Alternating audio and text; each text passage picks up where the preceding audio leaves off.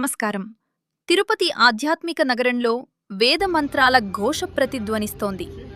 శ్రీ శ్రీ శ్రీ జగద్గురు పుష్పగిరి శంకరాచార్య మహాసంస్థానం మరియు శ్రీ ఉద్దండ గణపతి వేద పాఠశాల సంయుక్త ఆధ్వర్యంలో నేడు అత్యంత వైభవంగా వార్షికోత్సవ వేడుకలు ప్రారంభమయ్యాయి.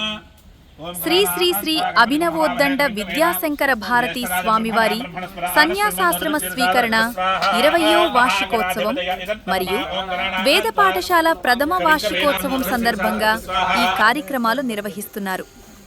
ఈ తెల్లవారుజాము నుంచే గణపతి పూజ, పుణ్యావచనం మరియు మహాన్యాసపూర్వక ఏకాదశ రుద్రాభిషేకం వంటి పవిత్ర క్రతువులతో పాఠశాల ప్రాంగణం భక్తి పారవశ్యంలో మునిగిపోయింది.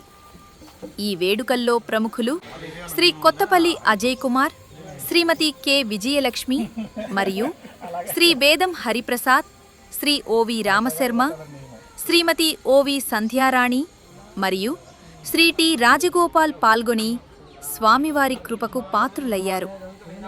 వేద పాఠశాల ఉపాధ్యాయులు మరియు విద్యార్థుల వేద మంత్రోచ్చారణలు ఈ కార్యక్రమానికి మరింత శోభను చేకూర్చాయి.